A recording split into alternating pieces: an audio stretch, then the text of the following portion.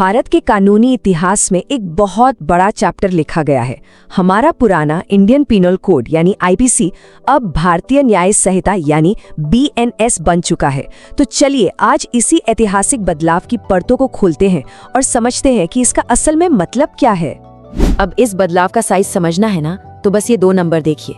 IPC की 511 धाराएं अब सिमटकर बीएनएस में सिर्फ 356 रह गई हैं। ये कोई छोटा मोटा फेरबदल नहीं है, बल्कि पूरे सिस्टम को एक तरह से स्ट्रीमलाइन करने की एक बहुत बड़ी कोशिश है। तो सवाल ये उठता है कि धाराओं का ये जो पूरा फेरबदल हुआ है, इसका असल में देश के कानूनों पर क्या असर पड़ेगा। इसे समझने के लिए चलिए इसे 3 हिस्सों में तोड़कर देखते हैं। क्या हटाया गया, क्या नया जोड़ा गया और सबसे जरूरी, कानूनों का ढांचा कैसे बदला गया। तो सबसे पहले बात करते हैं उन कानूनों की जिन पर सालों से, दशकों से बहस चल रही थी और जिन्हें अब पूरी तरह से हटा दिया गया है। देखिए, सबसे बड़े बदलावों में से एक वो कानून है जो अंग्रेजों के जमाने से चला आ रहा था और हमेशा से एक बड़ी बहस का मुद्दा बना हुआ था। जी हाँ, बिल्कुल सही। राजद्रोह कानून यानी आईपीसी की धारा 124A अब इतिहास बन चुका है। नए बीएनएस के तहत इसे पूरी तरह से खत्म कर दिया गया है। और सिर्फ यही नहीं, इसी कड़ी में एक और बड़ा कानून था, धारा 377, जो अप्राकृतिक अपराधों की बात करता था।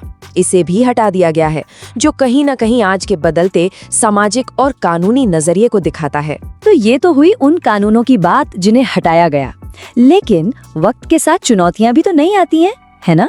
तो इस नए कोड में आज के जमाने के हिसाब से कुछ नए अपराधों को भी जगह दी गई है। इस नए कोड की खास बात यह है कि इसमें कुछ ऐसे अपराधों को पहली बार साफ साफ डिफाइन किया गया है जो या तो पुराने आईपीसी में थे ही नहीं या फिर बहुत धुंधले तरीके से बताए गए थे। जैसे कि आतंकवाद, पहली बार हमारे मेन क्रिमिनल कोड में इसको एक बहुत ही डिटेल्ड कानूनी परिभाषा दी गई है, जो बीएनएस की धारा 111 से 113 में मिलती है। फिर आता है मॉब लिंचिंग। अब इसे भी साफ तौर पर एक अपराध माना गया है और इसे हत्या के बराबर का दर्जा दिया गया है। ये एक बहुत बड़ा कदम है, क्योंकि ये एक ऐसी सामाजिक समस्या को सीधे तौर पर संबोधित करता है जिस पर लंबे समय से बहस चल रही थी। और आज के डिजिटल जमाने की बात करें तो बीएनएस में अब साइबर क्राइम से जुड़े अपराधों को भी बाकायदा शामिल कर लिया गया है। इससे हमारा कानूनी ढांचा आज की टेक्नोलॉजी के हिसाब से अपडेट हो गया है। कानूनों को हटाना और जोड़ना तो ठीक है, लेकिन शायद सबसे बड़ा बदलाव जो हुआ है वो है मौजूदा कानूनों को रीऑर्गेनाइज करने का तरीका। मतलब उन्हें एक नए ढांचे में ढाला गया है। तो ये एकीकरण या कंसोलिडेशन है क्या?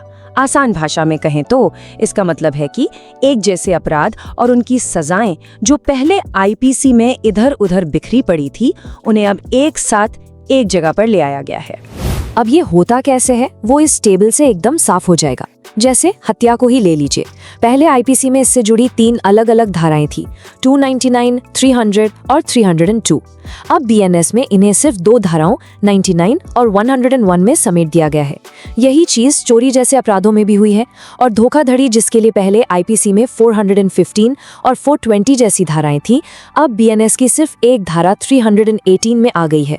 मकसद एकदम साफ है, बिखरे हुए कानूनों को एक जगह लाना, ताकि चीजें थोड़ी लॉजिकल और समझने में आसान हो जाएं। तो जब हम इन सारे बदलावों को एक साथ देखते हैं तो इसकी बड़ी पिक्चर क्या है? इस पूरे बदलाव का निचोड़ क्या निकलता है? देखिए, मोटे तौर पर 3 बातें हैं।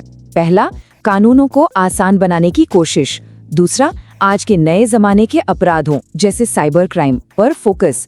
और तीसरा, उन पुराने विवादित कानूनों को खत्म करना जिनका आज के समय में शायद कोई मतलब नहीं रह गया था। लेकिन इन सब के बाद एक सबसे बड़ा और अहम सवाल जस का तस बना हुआ है।